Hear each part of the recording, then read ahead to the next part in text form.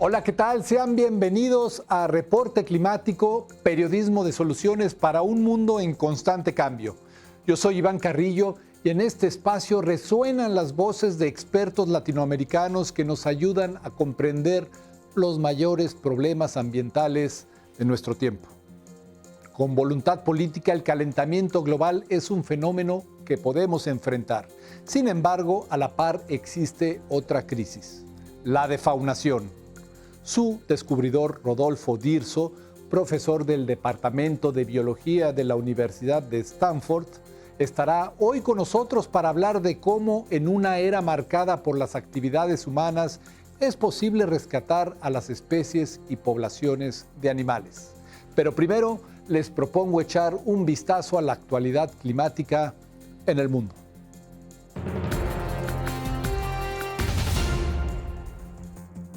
Ante las afectaciones que han dejado huracanes como Ida, diversos medios de comunicación han reportado que debido al cambio climático, estos fenómenos están siendo más fuertes, duraderos y húmedos.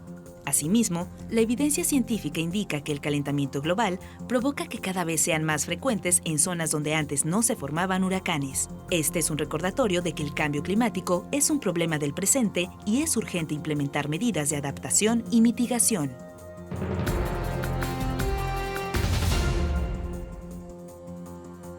Pese a que la seguridad alimentaria debería ser garantizada como un derecho humano universal, cientos de millones de personas sufren hambre en el mundo debido a factores como la pobreza, los conflictos en los países y el cambio climático. La iniciativa Verified de las Naciones Unidas ha reportado que la pandemia vino a sumarse a dichos problemas, provocando la desnutrición de 800 millones de personas, lo que representó un incremento del 8% respecto al 2019.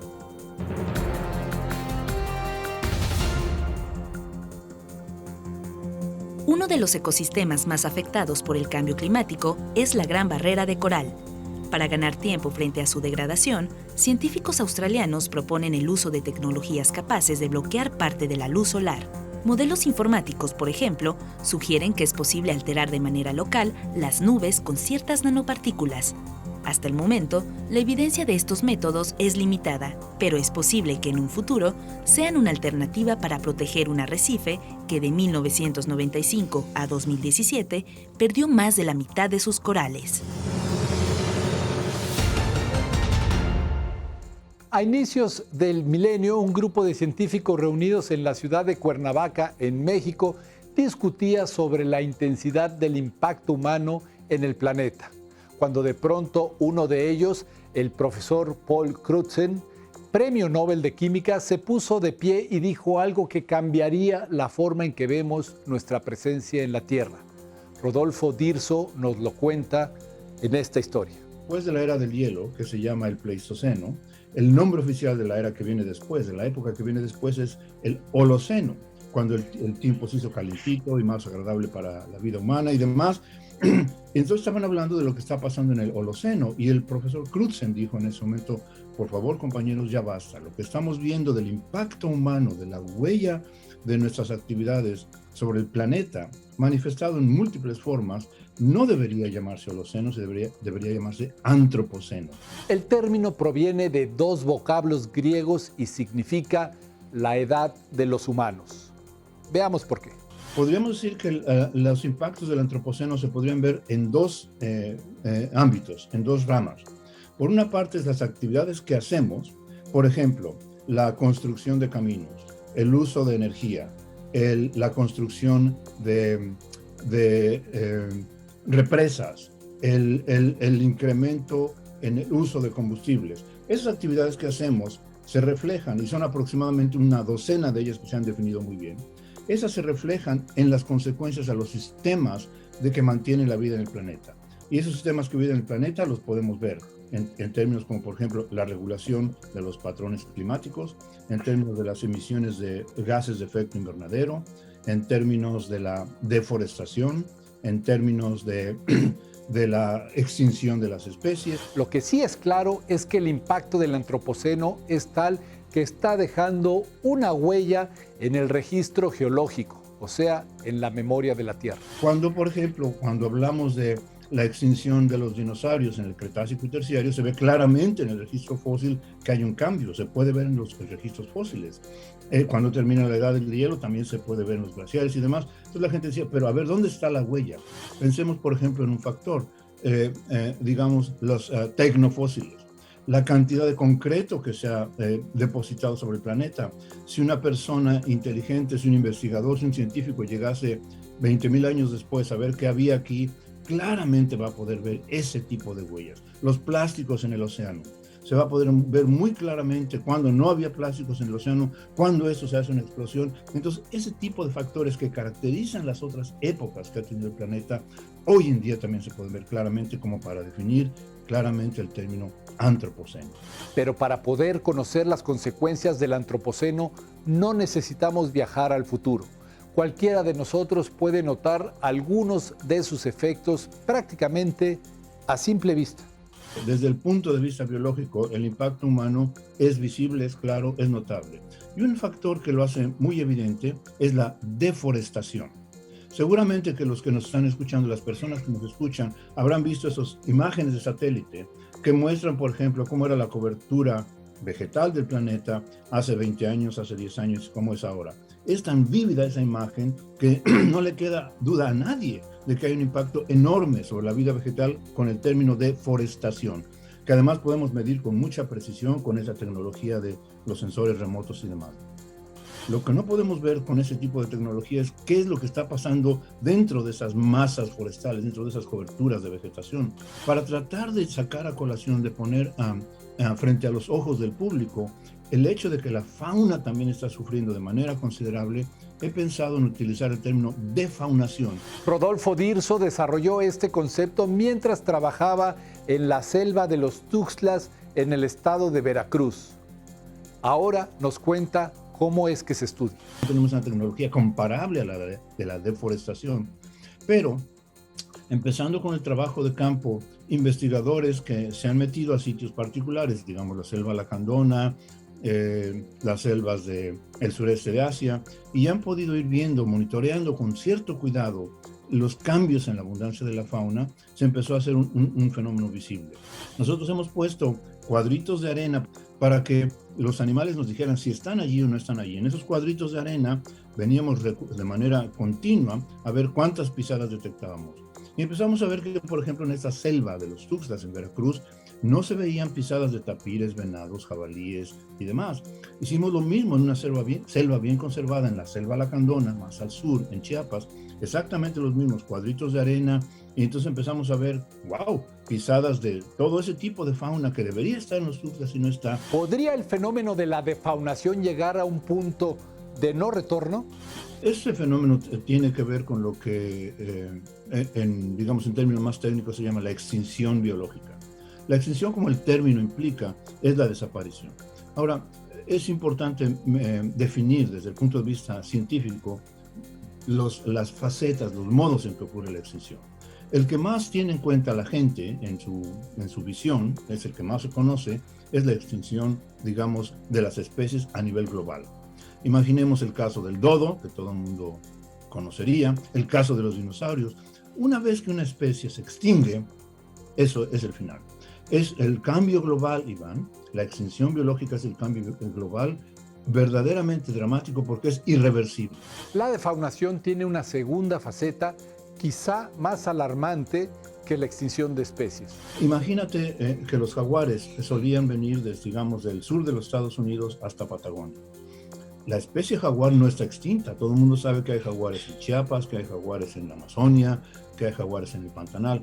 Pero en algunas localidades la población local del jaguar ya no existe. Si tú ves el mapa de la distribución de los jaguares, como era, digamos, hace 40 años, y lo comparas con cómo es ahora la distribución de los jaguares, vas a ver muchos agujeros. Ese, Iván, es el fenómeno más dramático de la extinción biológica y de la defaunación. La extinción de las poblaciones. Su gravedad radica en que no afecta únicamente a los animales en declive, sino también a las personas. Pensemos que esos organismos juegan un papel importantísimo en el bienestar humano.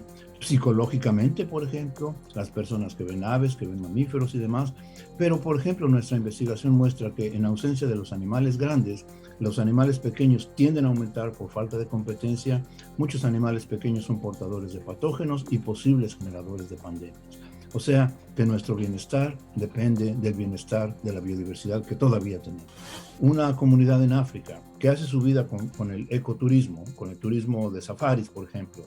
Los elefantes no se han extinguido de la faz de la tierra, pero para una población que vive, digamos, en Kenia, si los elefantes de ahí, de esa localidad, ya se extinguieron, para ellos eso representa la extinción global de las especies. Afortunadamente, hay estrategias que nos pueden ayudar a prevenir esta problemática.